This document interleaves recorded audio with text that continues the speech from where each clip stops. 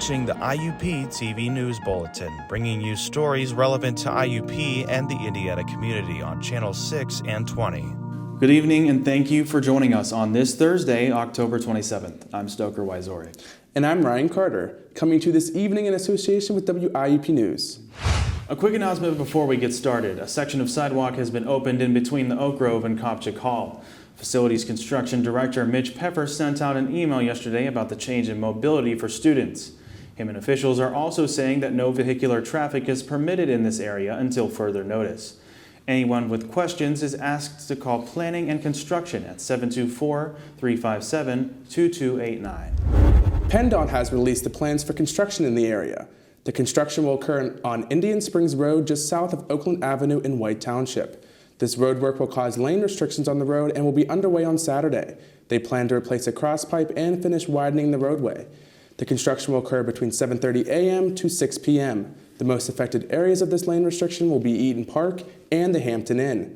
Flaggers will be placed to direct traffic, but people are advised to stay alert in the area and expect delays. This construction is all part of the larger plans to widen Route 422, which is expected to be completed in December of 2023. Over $200,000 have been donated to IUP in regards to cybersecurity. The money is being donated by the National Center of Academic Excellence in support for a student at the university who looks to pursue a PhD in the field. IUP is one of the first 16 institutions in the nation to receive support from the Center for Academic Excellence in Cyber Defense, and it has held it since 2002. This fall, IUP has 11 students in the undergraduate scholarship program, which then have gone up to make up more than 7% of new students nationally chosen. The Secretary of State has released a statement stating that Pennsylvania residents should expect delays in the upcoming November 8th election.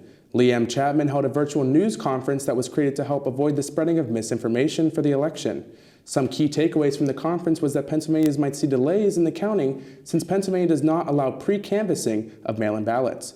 She has urged all residents voting by mail to turn them in as soon as possible, and she wants to ensure residents that the delays will not be because of suspicious activity, but rather the law. Pennsylvania is not allowed to start counting mail-in ballots till Election Day, and with the rise of mail-in voters since the pandemic, these numbers are likely to be high once again, which will slow down the counting process for the election. PennDOT, in association with Keep Pennsylvania Beautiful, has announced the creation of a Young Ambassadors Program.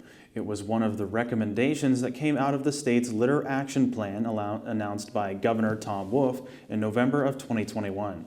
The first round of participants includes 2 students living in Indiana County. Organizers say that these students will develop civic leadership skills and experience to support cleaning up Pennsylvania communities. The Miss USA pageant is now under investigation after some contestants alleged that the winner received favoritism in the competition. Miss USA winner Raboni Gabriel of Texas was under scrutiny after her win. Many contestants have shared their stories about how since the beginning of the competition, she was favored to win and the contest was being rigged in her favor. Contestants have claimed that Gabriel was allowed different walking patterns when all other contestants were strictly enforced to do the one that was advised to them by the choreographer. Other claims included that she was permitted to have her coaches be present during rehearsals, while all other contestants whose coaches were not part of the Miss Academy were not permitted to do so. Gabriel has denied these allegations and claims that no favor was granted towards her, and she was crowned in Reno, Nevada on Monday. Test scores of children across the United States are being analyzed with the outcome of dire results. The COVID-19 pandemic allegedly being the cause for these numbers has had some parents and teachers searching for ways that things could have been handled differently. The National Assessment of Educational Progress explains that average math scores for kids have dropped in every state, with some scores treading water. Scale is used by researchers to measure the average number of points for a group of students, 10 points being roughly a year of learning. School districts in cities like Cleveland, Ohio are seeing a decrease by as much as 16 points. It's been 8 months since Russia launched its first attack on Ukraine. On Tuesday, the country's nuclear energy operator said that Russian forces were performing secret work at Europe's largest nuclear power plant. This is thought to shed light on Russia's claims that the Ukrainian military is preparing a provocation involving a radioactive waste. A device called a dirty bomb is one that Ukrainian and NATO officials say Russia is accusing them of using, and vice versa. The Ukrainian company Energoatom, which operates the country's 4 nuclear power plants, said Russian forces have carried out secret construction work over the last week at the occupied Zaporizhzhia nuclear power plant in Ukraine. They also say that Russian officers controlling the area won't give access to Ukrainian staff running the plant or monitors from the UN that would allow them to see what the Russians are doing. Since the resignation of British Prime Minister Liz Truss, Rishi Sunak has been declared the new Prime Minister of Britain. Sunak became the sole competitor for the seat after both his competitors had dropped out. Penny Mordaunt had dropped out of the race moments before the casting of votes by Parliament on Monday, and past Prime Minister Boris Johnson dropped out on Sunday. Sunak does not automatically become the next Prime Minister, as ritual calls that past Prime Minister Liz Truss first has to tender their resignation to King Charles III. The King will then appoint Sunak in the coming days after. Coming up, a supermarket impacting the people who choose to buy locally produced foods. Also, IUP students getting into the fall spirit.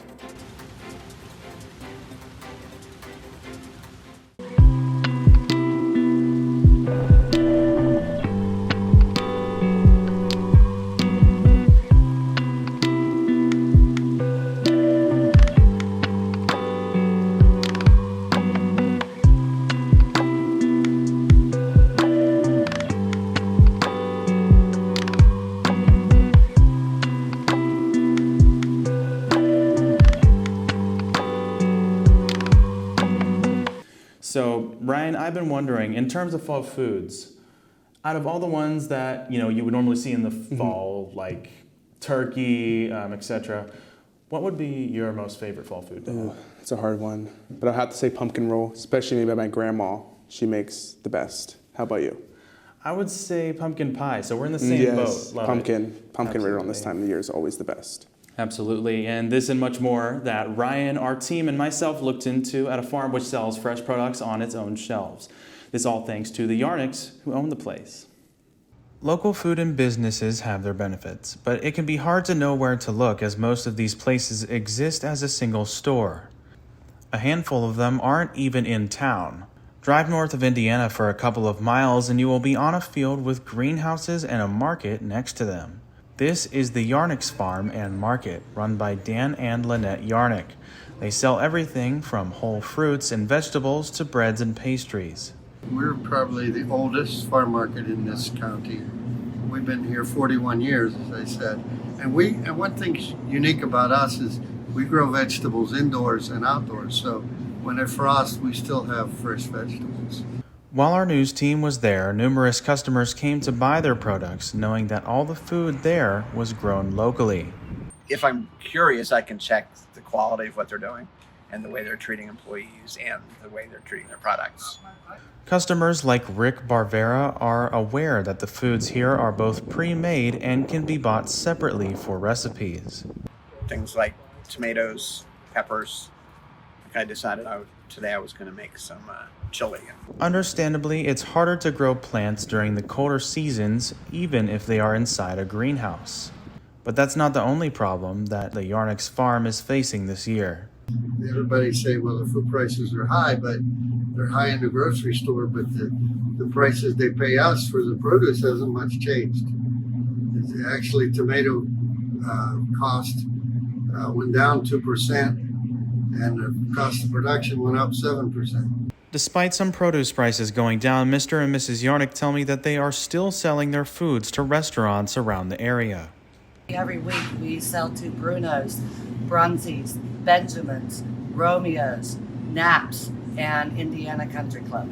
So they get all your stuff fresh every week. Levity, we sell to Levity as well. Aside from the foods, there are also other things like a pumpkin patch, hay rides, and even a corn maze for visitors to navigate. It's just a lot of fun. We have food they can buy and sit and enjoy the farm atmosphere. Even though the market is a drive away from Indiana, Lynette Yarnick says that the turnout for customers is quite diverse. And we get a lot of people, a lot of IUP kids out here on the farm. We open for the season typically the beginning of April, and we close for the season October 31st. Those visitors tell me that it's worthwhile. In Indiana County, Stoker Wyzorek, IUP News. Apart from Halloween, Indiana is wrapping up the seasons of farmers markets in S&T Bank and Mack Park when Halloween is over this weekend. Different houses will change their decorations to celebrate other fall festivities. Our reporter, Andrew Wharton, has a story. With Halloween wrapping up and Thanksgiving right around the corner, many people have different traditions of decorating. Traditions my family do for fall, my mom likes to set up a bunch of fall decorations like scarecrows and pumpkins and that, and there's a lot of candles and stuff, so she loves to go all out with decorations and that in my house. After Halloween, some people like to set up for Thanksgiving, while others might jump straight to Christmas and get all of their Christmas decorations set up. So we have Halloween decorations, of course, and then Halloween happens. When that happens, a lot of people will go to Thanksgiving. We do to a degree. We have the obligatory turkey decorations, but realistically, we're more just like Thanksgiving's here, but Christmas is right after. So it's almost like a weird combination of like Thanksgiving and Christmas decorations, and then once Thanksgiving is over, it's just straight Christmas until the end of the year, basically. Some people get excited for Christmas to come and set up as soon as the weather gets colder. I love the weather, Usually at the end of summer, you're over the heat, so you want to get into cool weather. Just the whole ambiance of fall, but the trees losing their leaves, snow might be coming, which is exciting. I just like the weather. Setting up decorations for holidays is one of many activities to do during the season change. Although it is only one thing to do during the holidays, some see it as the most important. I'm Andrew Wharton from IUP TV News. Still ahead, a figure to this town with an impact lasting generations. Let me tell you something. Whatever it took you to get here will take you anywhere you want to go. You may not have it figured out right now, and that's okay. There are people here who do, and they believe in you. But you gotta put in the work. And if you go all in, if you commit to something bigger, IUP will take you further than you ever imagined. Because it's not about who you are when you arrive. It's about who you become. IUP. Grow here. Walking around Indiana, you might see signs and statues of a person who is well known by generations of the community as Jimmy Stewart. He has left a legacy not forgotten by locals and our reporter, Nolan Peters. Indiana, PA is known for two things: the Indiana University of Pennsylvania and Jimmy Stewart. He is everywhere. You can see him, hear him. This is Jimmy Stewart, Philadelphia Street Walk Sign. And learn about him. Jimmy Stewart was born, right here, in Indiana, Pennsylvania, on May of 1908. Despite his humble personality, Jimmy Stewart would grow up to be one of the most prolific actors of the 20th century, starring in over 80 feature-length films without ever losing that attitude. He would star in many films by the great director Alfred Hitchcock, including Rope and Vertigo. His most well-known work, arguably, is the movie It's a Wonderful Life, still celebrated in this town every year.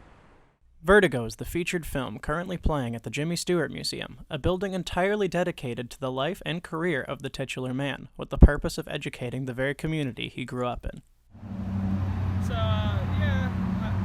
I just got done finished watching Vertigo. I thought it was pretty good. I haven't seen too many Hitchcock films. I haven't seen too many Jimmy Stewart films. I probably did see It's a Wonderful Life when I was younger, but overall, I thought Vertigo was pretty good. I think it really encapsulates that fear of heights, and I definitely have a fear of heights. The town's annual Christmas parade is even named the It's a Wonderful Life Parade after the classic Christmas movie starring Mr. Stewart. Although Jimmy Stewart was a Hollywood star, he still kept close ties with his hometown. He was as humble as you think he was. When they approached him about building a museum here in Indiana, he said, "No one's going to want to come see a museum about me." He really didn't think anyone would be interested. And eventually he agreed to it as long as it be humble in size and that it be located downtown so it economically benefited his hometown. So he was really as humble as you think he was. It seems this town loved Jimmy as much as he loved it. I'm Nolan Peters with IUP TV, signing off. Next up, fall decorating traditions for the times after Halloween. And the fall decorations around Indiana, PA at this time.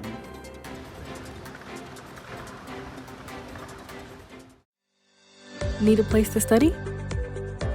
You should come to the Stapleton Library at IUP. Stapleton has various places for students to get work done. There are individual cubicles and areas if students want to work alone. Also, there are multiple group areas for collaboration. It's a good place to get schoolwork done, and it beats sitting in your room. If there is one American culture that seems special and unique to this time of the year, I would say Halloween. People celebrate it in many different ways. Our reporter Donovan Carrington has a story about what people wear for Halloween costumes. Fall, when you hear the season, what's the first thing that comes to mind? For some, it's picking pumpkins to carve. For others, it's the fall season itself that gives them a warm heart. But for most, one thing comes to mind, especially in the month of October, that would be Halloween. Whether it's picking scary and creative outfits or going out to trick or treat, Halloween has something for everyone to enjoy, especially here in IUP.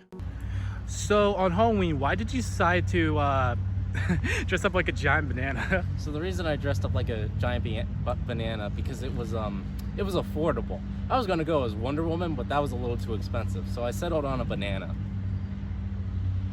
Is there any significance to the banana? Like, it's a banana. I look very tasty, but no, not really.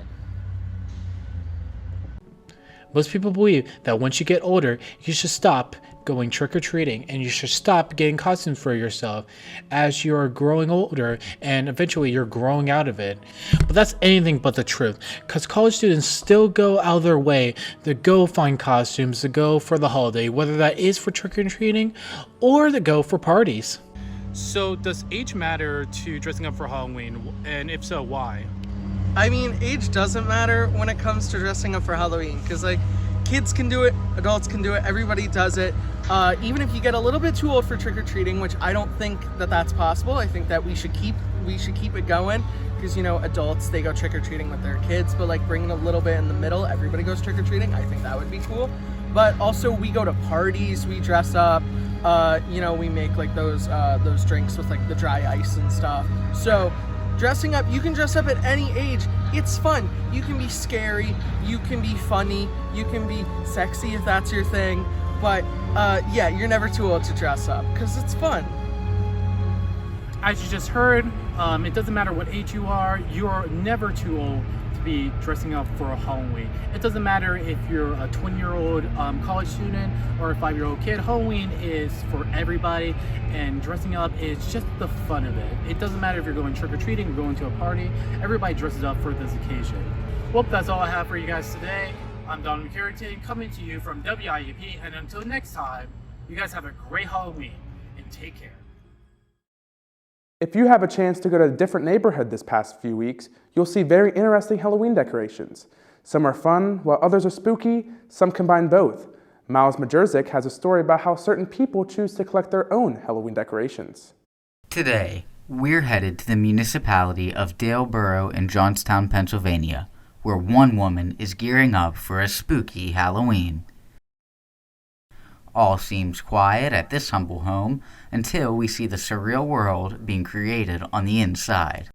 Kirsten Majerzik has just begun the process of unboxing her prized Halloween decoration collection.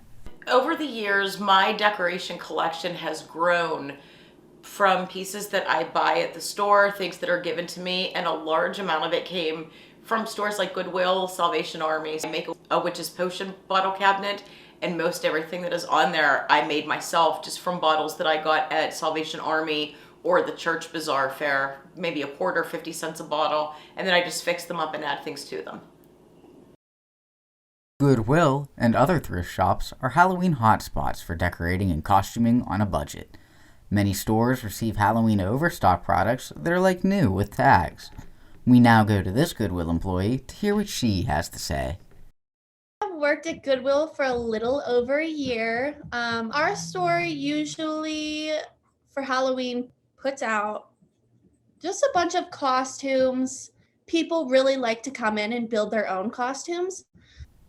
Thrift shops might provide good deals, but where does the inspiration come from?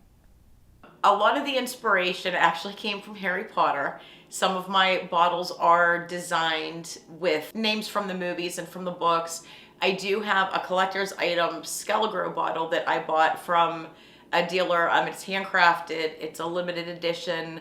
I think I don't even know what number I have, but it's like one of 200. My favorite decoration that I have that I made is the giant jar of brains that we got the little brains from the Dollar Tree. You put them in water, they expand, so I just put them in the jar full of the water.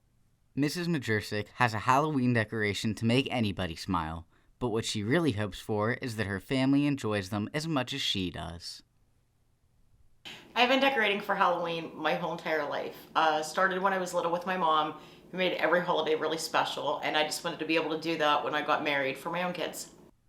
It's certainly safe to say there's lots of Halloween to appreciate at the Majersic household. As always, thank you for watching. Your future beckons, calling from a place where there's plenty of room to grow, where possibilities are abundant, where you'll be challenged every day to uncover the best version of you, where you can blossom. The place, IUP. Here, like the clusters of oaks in our renowned oak grove, we're united in helping you reach new heights. Ready to heed the call? Get in the grove at IUP.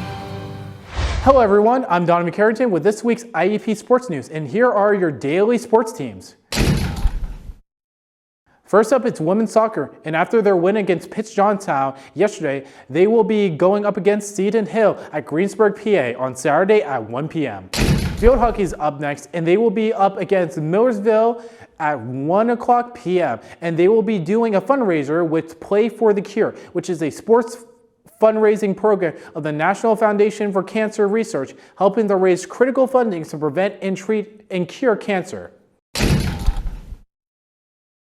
Next up is football, and they have been on a hot streak as they won against Seton Hill last week with a score of 44-7. The team is hitting their last 3 games of the season. Will they be able to keep this undefeated streak going?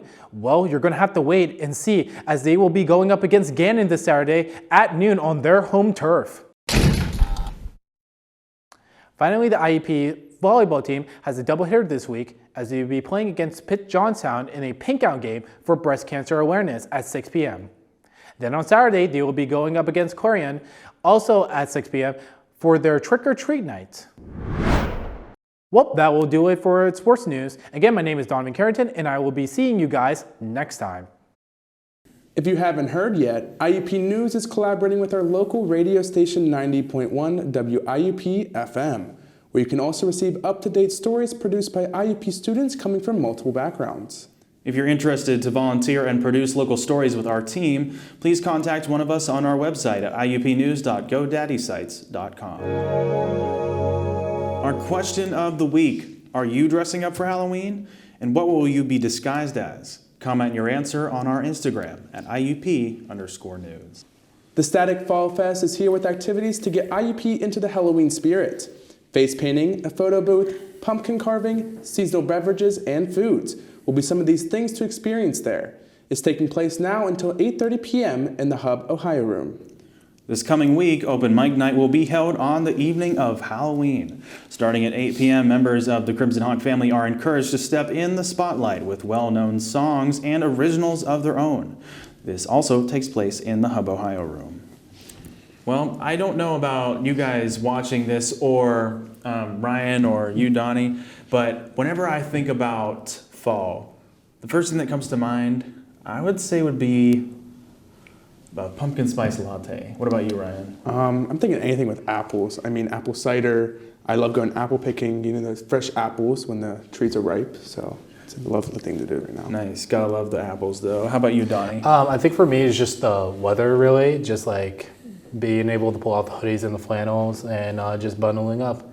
And with that, that will be it for this week. On the next show, we'll have stories about topics like the upcoming election and fall festivals. I'm Donovan Carrington. And I'm Stoker Wyzorek. On behalf of the IUP News team, we want to thank you for choosing us as your local news source. And don't forget to listen to our news show on 90.1 WIUP FM every Tuesday and Friday at 4 p.m. And follow our Instagram page at IUP_news. With that being said, I'm Ryan Carter. Please take care and good night.